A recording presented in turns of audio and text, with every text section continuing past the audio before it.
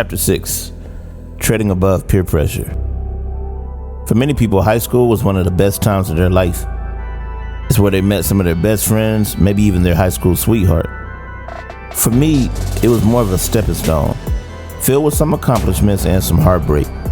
Now, I don't look back at my high school days too often, but there were a few moments worth mentioning. I had matured quite a bit by the 9th grade, but I have to give a lot of credit to the people that were in my corner. Those people pushed me to do better because they believed in me and knew I could do better. Coach Ron Foster was a huge encouragement and influence at that time. He was my coach at middle school and my father figure away from home. He knew a lot about what was going on with me and would go out of his way to make sure that I was good and stand on the right track. He taught me the importance of respecting myself and carrying myself the right way as a young black man. Often he would pull me to the side along with some other players and drill us on things like sagging our pants and using the N-word. And those teachers stick with me today. I find myself teaching young men the same things I was taught. So I appreciate you, Coach. So here we are in high school. Fighting days pretty much behind me as the consequences had gotten worse. Got into a few scuffles early on, but nothing serious. I think the ideal of having my parents pay a fine or me ending up in handcuffs just wasn't appealing to me. Sports had become my focus. Now, my freshman year was probably the most challenging year of high school because I was trying to clear up the reputation that I had built amongst my peers in middle school. It wasn't a total bad reputation. I wasn't like a hardcore thug, but at the same time, I wanted to do some things differently. I had my good days and I had my off days. A lot of how my days went just depended on what was going on at home. One thing for certain is by the time I got to high school, there were too many people that showed interest in my well-being for me to use the excuse that I had nobody to talk to. If I made a bad decision, it was because I chose to. That year, I began to kind of reflect and clean out my life's closet, throwing away some things that I no longer needed or wanted in my life. But one thing that became clear to me is that I needed to do a better job at picking friends. See, I had my set of church friends and I had my friends that were outside of church. I also had my church friends who acted just as bad as my quote-unquote unsaved friends. But see, this was the problem. It wasn't that I had friends that didn't believe just like me. The problem was that their influence on me was greater than my influence on them. There were areas that I could have been drawing them in, but they were drawing me in. And they were drawing me into some things from my past that I needed to remain buried if I was going to represent Christ the right way. For example, I started stealing little things when I was in 6th grade. I can recall getting this prophecy that I would be wealthy and that the favor of God would be on my life. So I decided to take the prophecy into my own hands. I took $100 out of my mom's purse and said I found it in the front yard. Just like any other time when I tried to hide something from my praying mom, she found out. Even though I lied about it at first, I eventually told the truth. I mean, it never failed. No matter what I tried to get away with, the Lord always revealed it to her. I believe on that occasion, she was so confident that I had took the money that she threatened to take me to the police station and have me take a lie detector test. It was a bit much, but she wasn't playing. That same year, I managed to take all of the progress reports from my science class because I knew I wasn't passing and I didn't want the progress report to ruin my birthday. My science teacher went into this like detective mode and said he knew that it had to be someone who had something to lose around that time, leading him to believe that it was me. Now, I'm kind of curious if he really figured that out on his own or somebody told him, but it is what it is. He actually ended up calling my dad a few days later and had him come sit with me. Now, I was on a roll that year, and I continued to make stupid decisions. I ended up failing the 6th grade. Knowing that I had a failing grade, but not knowing that I failed for the year, I hid my report card. Eventually, my mom started to ask questions about my grades and where my report card was. So she went to the school and found out that I had been retained. Yeah, that's what that R meant. So that also meant that if I wanted to move on, I had to attend summer school. So this is definitely one of those times that I'm glad I got exposed. I mean, I would have had to repeat the 6th grade. It would have been so embarrassing thinking I had got away with something, thinking I was going to the 7th grade, and they're like, nah, bro, you in 6th grade. Too embarrassing.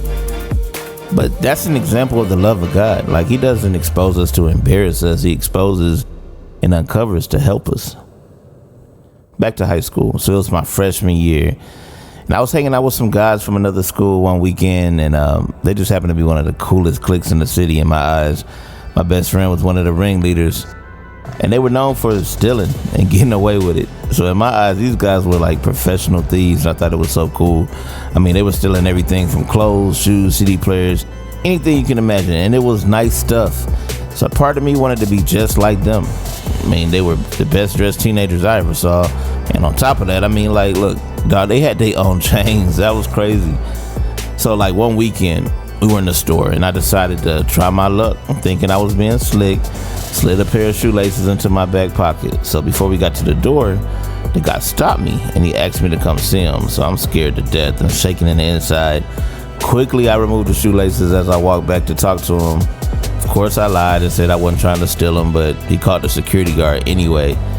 So the security guard got there, and I honestly think he was more annoyed about being called for something so small.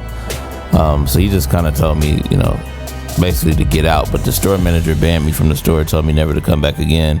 The crazy part about that story is I tried to go back like a year later, and the dude still remembered me, asked me to leave. But I didn't mind. I was just glad my mom didn't find out.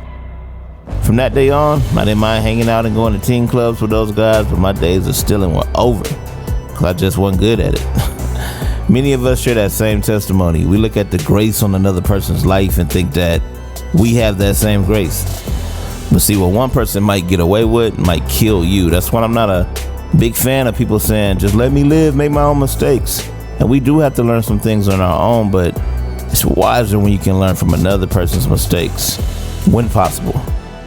For example, I mean, if I knew 3 people walked through this neighborhood at 5 p.m. wearing red, and all 3 of those people got beat by bats for walking through that neighborhood wearing red at 5 p.m., I'd be a fool to think I was the fabulous 4th person that was going to walk through that neighborhood at 5 p.m. wearing red.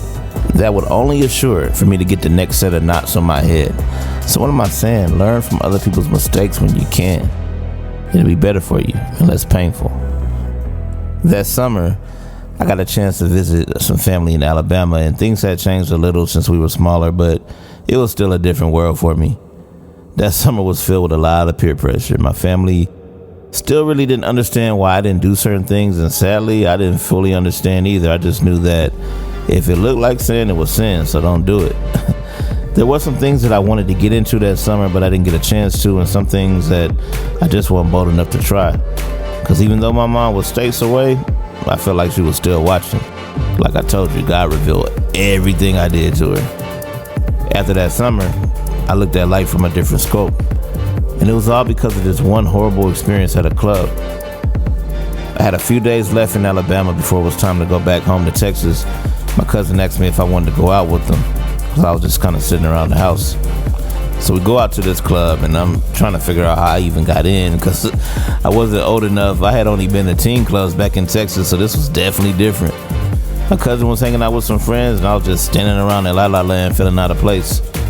So I'm standing next to this speaker thinking to myself, my mom would have a fit if she knew I was in here. Like, for real. The night went left when the song You Don't Know Me by T.I. came on. I mean, people were dancing, having a great time, and then pow, pow. Everybody started running to take cover. I ran behind this big speaker I was standing by. Apparently somebody was able to walk in with a gun, shoot the person he was looking for, and get out. The man who was shot, he died that night. Needless to say, I didn't sleep well that night because I was up doing a lot of thinking. That was one of the most scariest moments of my life. First of all, I had no business being in there because I was underage and I knew better, but what if that man would have decided to shoot up the whole club that night? I could have died. At that moment, it dawned on me that life is so fragile. Sadly, even today, some of my peers are still learning that lesson. I have countless classmates lose their life prematurely because they want to play a game called street life. But it's not a game. You can't press reset when you die. You can't press reset when you pull a trigger. We don't have 9 lives, and we don't have the control that we think we have over our life. Nah, we don't get the control when we come to this earth or when we leave. But a great man once asked me, what will you do with the dash between your birthday and the day of your departure? Who will you impact? Will you trip while you're here, or will you be treading? Tread with me.